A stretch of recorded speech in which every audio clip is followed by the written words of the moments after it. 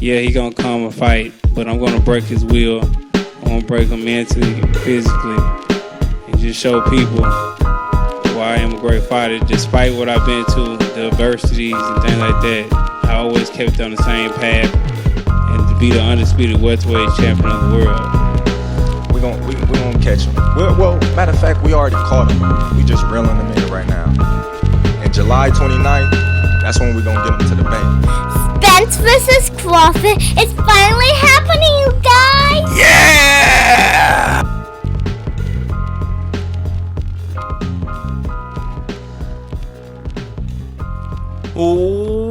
Welcome back, loyal fight fans, to another fantastic, fan-friendly round of boxing.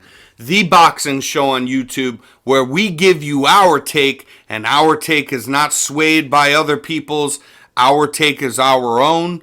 And we're going to be here to talk to you today, giving you gambling picks, the odds, the entire fight breakdown, aside just picking a winner, and the attributes that both fighters bring for their best case scenario to a path to victory in the most anticipated fight of our generation in boxing, hands down, for undisputed all-world titles within the welterweight division, a historically stacked division, the new four princes, so on to speak, from the 80s of the four kings.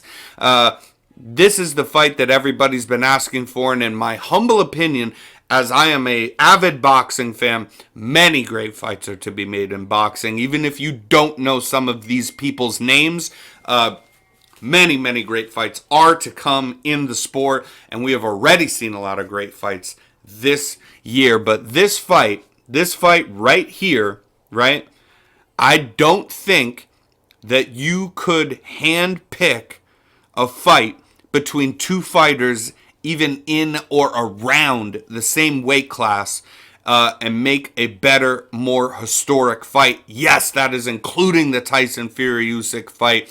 I think that we got it all here. This is the one. We're finally getting it after about 5 years of waiting.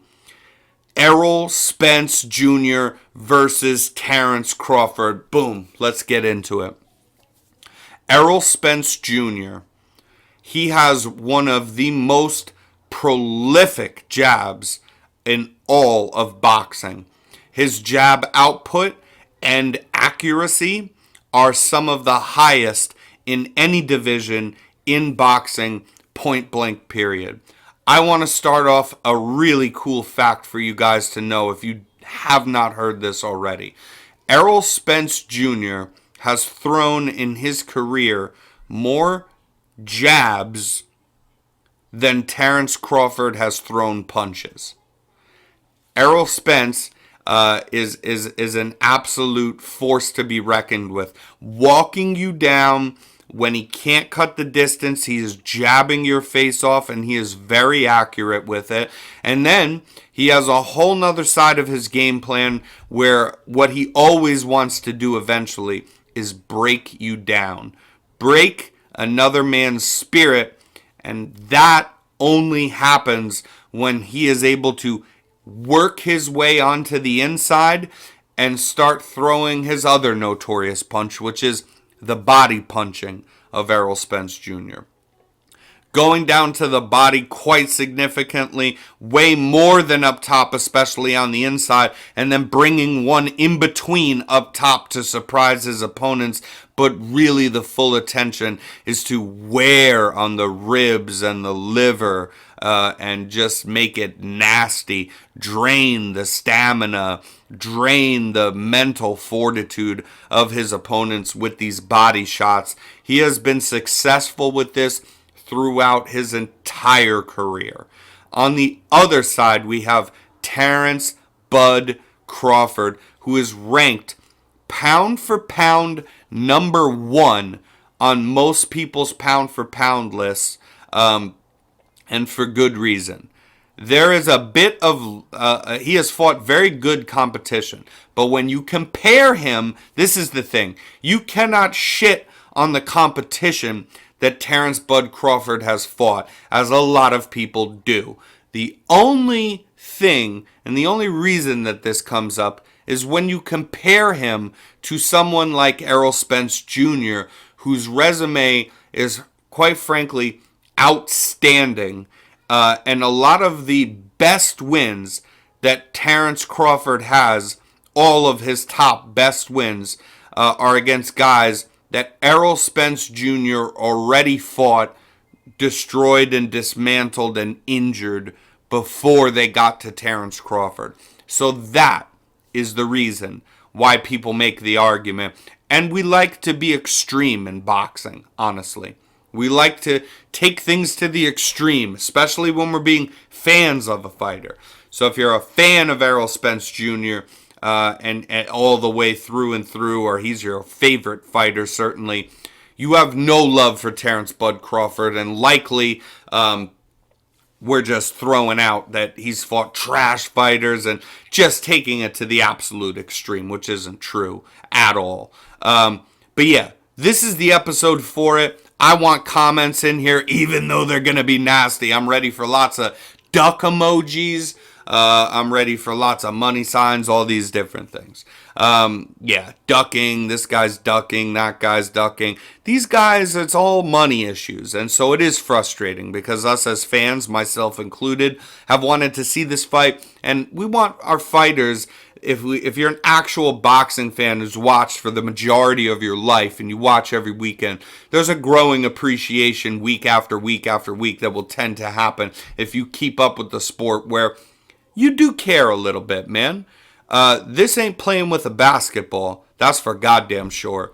So the reason that we want our fighters to get paid properly, compensated for the risk that they are involved in being in this sport, especially at the highest level in 12-round fights against other fighters that are the best fighters in boxing from around the entire world.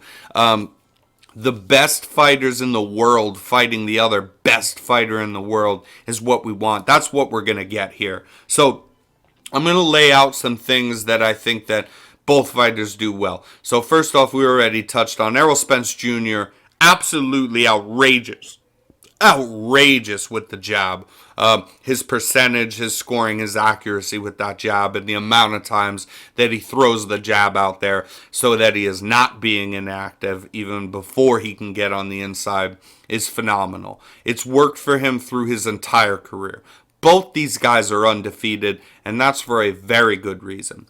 They're both undefeated. They're both fighting to unify every single belt in the stacked welterweight division. And they are both within most people's top 3 pound-for-pound fighters. You can find both of these guys.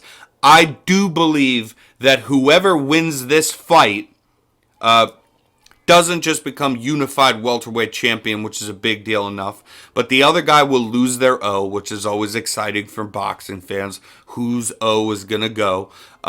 Also, I think that the man that walks out of that ring the winner on July 29th is going to be heralded as pound for pound #1, period.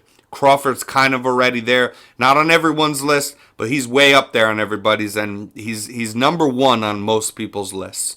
And then Errol Spence Jr. will not be seen far behind that. Usually a #3 pound for pound on most people's list, or a #4. So these two guys, top 5 pound for pound fighters in the same weight class, that will just bring all action, all excitement. Now, how do I see the fight playing out? I see that Errol Spence, with the things we talked about, the walking down, the bullying, the body work, the consistency of the jab, the mindset, the output, the being the aggressor, pushing the pace, and generally being a guy who can win more rounds. Errol Spence Jr. doesn't lose a lot of rounds. He lost some to Sean Porter for sure, but in general, he does not lose a lot of rounds. Now, Terrence Bud Crawford, right, for being ranked pound for pound #1, I will say this. The guy loses rounds to people. I watched him lose some rounds to an older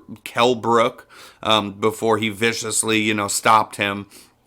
I watched that Benavidez fight, go long and all the way into the last round, and Benavidez scoring on him and doing quite well. We're used to seeing Terrence Bud Crawford losing some rounds, and his game plan is to figure things out. Great counterpuncher, incredible ring IQ. Both those things, by the way, I think he does better than Errol Spence Jr.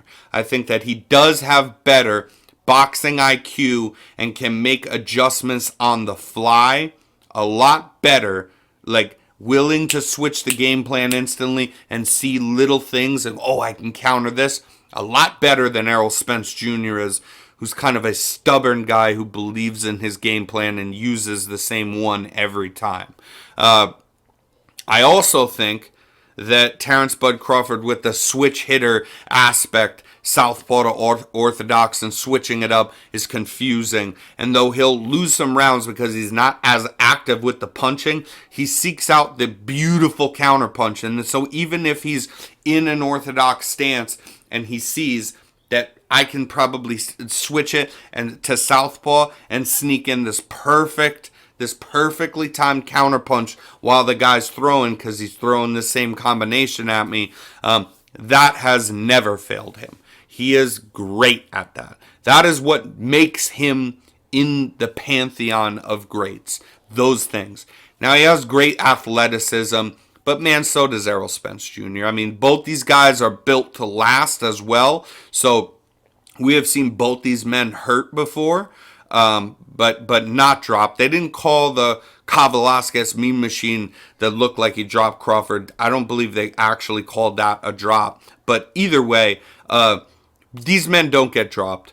These men are undefeated, but they have been hurt, and they have been put in hard spots and fought their way back out of them, showing a mindset that is almost therapeutic in my mind. You're going into the ring to use the most important aspects, which is what your coaches, your cornerman, your trainer has taught you as far as a game plan against the specific opponent each time that you get in there, and trying to follow that to the best of your ability. But making adjustments along the way is a beautiful thing that's scary if you're an Errol Spence fan. And the reason why is because, like I said, Errol Spence has been able to walk everyone down, wear on them, and every single Errol Spence fight, towards the later rounds of the fight, it starts looking real ugly for his opponents, because he has cardio that just won't quit. That body work that he puts in is taking away the cardio, taking away the very fighting spirit, to be honest, of his opponents. That is the way it works. A lot of people don't like to talk about things as far as mindset and whatnot in boxing. It's a big part of it. It's a huge part of it. So when Errol Spence Jr. tells you, I have more of a dog in me than him, and that's why I'll win.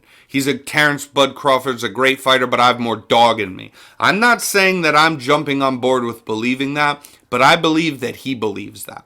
And I believe that he believes that that's the most important aspect, actually, in a well-matched, somewhat 50-50 fight anybody can win.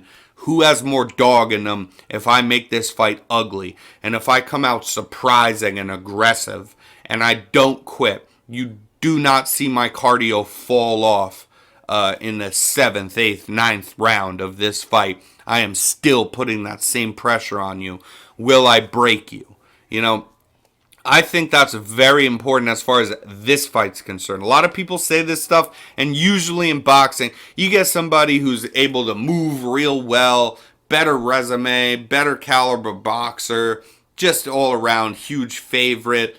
I mean, then the underdog, he could say things like that. They sound nice, but that's when it's a little meaningless. In 50-50 fights where the best fight the best, and if it's a chess match, it's a chess match and could look boring, and it's a point fighting who won which round. I do believe that Errol Spence Jr. is coming out with a strong belief, like, what I'm going to turn this into, whether he wants this or not, is an ugly, malicious, stubborn performance of willpower and cardio and mindset, and showing my chin and who can hit harder, and just we meet each other in the middle and who's going to be the bigger bully. So Terrence Bud Crawford, the way that I see this fight playing out is basically that if Errol Spence Jr. starts strong, which he probably will, you know, he's not like notoriously super strong starter, but definitely more active than Crawford. Absolutely. So I see him winning a lot of these early rounds as they go on. What the danger is going to be with the pressure, the amount of punches coming at him, the jabs, the trying to get inside the body work, the non-stop in your face, head in your chest pressure from Errol Spence Jr., I feel wins him a lot of these rounds. Now, where it gets scary, if you're a Spence fan, is that, like I said, Crawford having that incredible ring IQ, picking up on things and making adjustments, and then that adjustment doesn't work, he can make another one, He's a switch stance southpaw to orthodox guy. He can really do almost anything, and he conserves himself to set up these beautiful counters or combinations, or set up the flow of the fight of exactly when he knows he can start taking over. And he is a finisher through and through. So when Terrence Bud Crawford hurts you, he doesn't fuck around and keep trying to point fight or, a clean little counter here. If he hurts you and he wobbles you, he jumps on you like white on rice, and he is fucking you up. So that's why he's very dangerous. And I think that if Spence is winning a lot of these rounds and starting to open up more and more and more and more and be more and more and more active, the more he opens up, the more punches that he throws, the more chances there are for Terrence Bud Crawford to see a beautiful counter shot in between if he picks up on the rhythms of what Errol Spence is throwing at him. And that's what he's always kind of done best. So that's the danger in this fight. To me, this is about a 50-50 fight. So I think that whoever is the underdog, it's a good bet to make. I have always been saying that I think Errol Spence could do this, but this is by far the toughest test. But let's put it this way, and for the Terrence Bud Crawford fans here, if there is one human being that can ever beat Terrence Bud Crawford, it will be Errol Spence. So this is the time for it. So if Terrence Bud Crawford stops Errol Spence Jr., and we don't get a rematch, there's really not much need besides, paying homage to and appreciating the style of Bud to watch the ongoing fights, because these guys are the best. Like, if Errol loses, he goes back and fights other people, guarantee you he's still beating all these other people. These are the top dogs, and whoever wins or loses, rotate them around. The other guy goes back down and wipes the floor with the other people in that division. They will not lose to other people. So this is the one. This is what makes the fight exciting. And I would just pitch this to you as that, since it's 50-50, in my mind, it really is. I think that basically Errol Spence Jr. has the better tools with his being very active and relentless and being a round winner who doesn't usually lose rounds, that he has a good chance of, if he can not get stopped in this fight, he has a good chance of taking a unanimous decision. And that would be how he would win. I don't think that we need to see Errol Spence stop Terrence Crawford to win, because he can win a unanimous decision from winning the majority of the rounds for sure. I feel very confident in saying that. But if somebody wins by stoppage, and you could tell me that ahead of time, I won't tell you who wins, but somebody won by stoppage, then I'd say probably it was Terrence Crawford who won by stoppage, because Terrence kind of needs to probably stop Errol Spence. Unless we get just a stubborn Spence who gets dropped early, throws away, the fundamentals and being smart in there, and then gets dropped again. You could see a unanimous decision, but I think that the best case scenario is either if it goes all the way, Spence wins, and if we get a stoppage period, that's probably because Terrence Crawford won. That's basically the way I see the fight going. And being that I see it really like a 50-50 fight, and the odds do reflect this. They're very close. But I agree with the odds, by the way, that Terrence Crawford is a slight favorite. Not a big one, but a slight favorite. And I just think that you should put your money on Errol Spence Jr. To do the unthinkable here. And to, get to wear on Bud Crawford, because also not only does he have the bully style, the walk you down, head in the chest, go to the body, you put him back on the outside, consistent jabbing, throws more jabs than other guys throw punches in total in rounds. The absolute work rate and the relentlessness of Errol Spence, I think, is a big problem to deal with for Terrence Bud Crawford. But, if he can see that through to the end without getting stopped, he can lose around, he can get rocked, maybe lose around here and there. He's guaranteed almost to kind of win most of these rounds. So I like personally, as they will make Spence an underdog for this fight, picking that underdog money from Errol Spence to be able to see this thing through. But caveat to that is that, not extremely certain.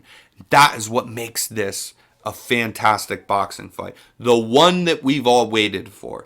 There is no person alive who is sound of mind and knows anything about boxing who thinks this is a wash.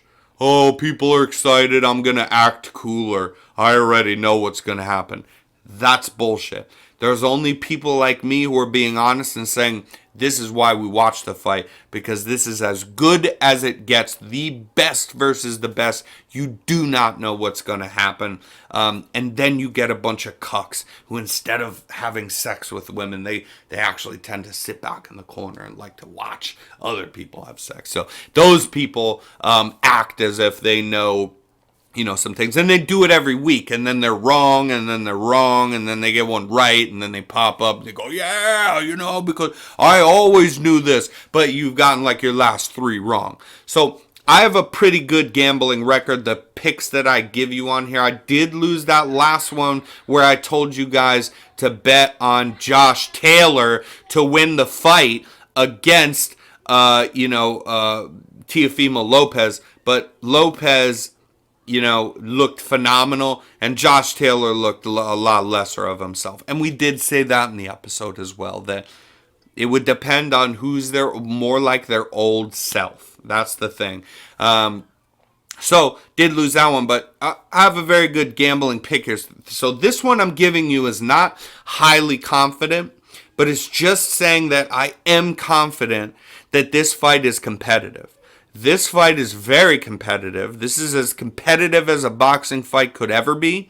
And if there's anyone who would ever be able to beat Terrence Bud Crawford, it would be Errol Spence Jr. or bust. If he beats Errol Spence Jr., nobody is beating Terrence Bud Crawford. That's realistically going to fight him. Nobody. So this is it, you guys. This is it. This is the one. And nobody else is going to beat Errol Spence Jr., by the way.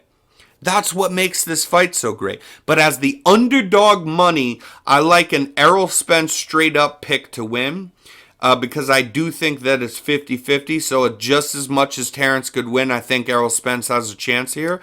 And then, like I said, I don't know about him stopping another warrior, stubborn guy with a huge proven chin, and who also can, for most of the fight, be very elusive to hit in Terrence Bud Crawford. I don't know if we get the stoppage, so if you want to be ballsy, the safer thing I'm going to give you is the straight up underdog pick for plus money on Errol Spence to win. But if you wanted to get a little crazier, He's already an underdog straight up, so even more money to pick him, Errol Spence to win by decision, because that is likely. I don't necessarily think that we would see a stoppage here of Terrence Bud Crawford, but I do think that it's very reasonable that Errol Spence pulls enough of these rounds together, owning round after round after round, and then Terrence could have a moment. Terrence could even maybe drop him. But if he's down a lot and Spence gets back up, we could see a unanimous decision or a split decision, whatever, for Errol Spence. We could see a decision for Errol Spence Jr. So that's my prediction. This is the special fight we've all been waiting for, and I just hope that you guys actually pay for this pay-per-view, because another thing I'm going to say is, go back and check my video I did beforehand about the Tank Davis versus Ryan Garcia fight. What did I say to you guys? I'm not a Nostradamus. Other people had this as well, but I really believe this, and I said it more than once on that show, is that pay for that pay-per-view. That's not the one that you stream. Everybody streams sometimes. Everybody skips one sometimes. Everybody does these things. You get around paying for these things. But these ones that we ask for, that we beg for, we talk all sorts of shit. Boxing's broken. We never get the fights. They're going to give you the coup de grace of boxing right here. The very best fight that any of us can ask for. We couldn't have put together a better fight. It's the most highly demanded fight that we have been asking for years and years and years and years. So now that we have it, actually buy the pay-per-view, because that is the way, if everybody does that we support boxing. That is also, more importantly, as a fan, the way that you show, oh, this fight did good buys. Look at that. A lot of people didn't decide to stream. They bought it. They support it. They support it because they begged for it and wanted it. So if it's here, support it, right? And so if you support it, just like that Ryan Garcia Tank Davis fight, and it did really good numbers, and I told you guys, I connected it to this. Maybe we see Spence Crawford get done. And look at what is happening now, dude. Look at what is happening now. It started maybe with the Caleb Plant versus Benavidez fight, which was very, very good. We'd wanted that fight for a long time. They're not exactly the same name value of a Tank Davis or Errol Spence and Crawford, yada, yada. But that fight was very good and did some good numbers. And then already Ryan wanted the fight, and maybe Tank was like, I know I can beat this guy, so let's do this and make the money. And he was respectful to Ryan afterwards as well. It's like, no harm, no foul, let's go home rich. We gave fans what they wanted to see. We got in the ring and fought each other. That's all we can do. And so the fact that did so well, you have to know. You have to know. And the fact that we've wanted this fight for 5-6 years, Bud Crawford and Errol Spence, right? And the fact that this thing has been talked about being put together possibly 3 different times within like 5 years. And every year it's like the joke of boxing that we don't even talk about this goddamn fight because it would never happen. Here it is. It's finally happening. Via a la Mayweather Pacquiao that we waited forever for. Whatever. It's happening now. And these guys are not too old yet. Sure, Bud's 36. Go back and check what I said. He's ranked pound for pound #1 best fighter in the world. So kind of at that point, you go saying the age stuff. He looks great. He doesn't look like he slows down at all in these last, the Avanesian fight. We all knew he'd win that. It's not like that's the most competitive fight. But when you watch him and you watch how he moves, he don't look slower. He don't look older. So fuck the age. He's ranked pound for pound #1 out of all weight classes in boxing today. And Errol Spence Jr., the car accidents, the this and that. You've seen how he's come back against your Dennis Ugas, that beating, right? You've seen the Danny Garcia fight. He's right with it. This is going to be a phenomenal fight.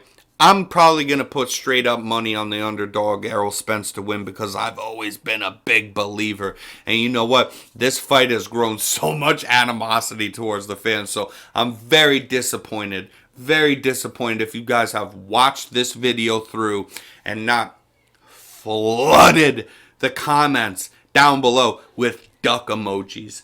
And all sorts of disrespectful shit. You know, I don't usually like the disrespectful stuff in the comments, but this one, it calls for it, right? Let's go to war, fan versus fan. Let's have this conversation. I think that I gave you guys a fair choice here, telling you that this is 50-50, telling you I'm not super confident about it, but I gave you a pick that I thought was smart for the plus money and what I believe is a 50-50 fight. I do think that I treated these men fair and gave you their best attributes and gave you some good stuff to think about as far as the stuff that really is going to matter when they get in the ring on the 29th. And until fucking next time, loyal fight fans, stay loyal. Stay loyal.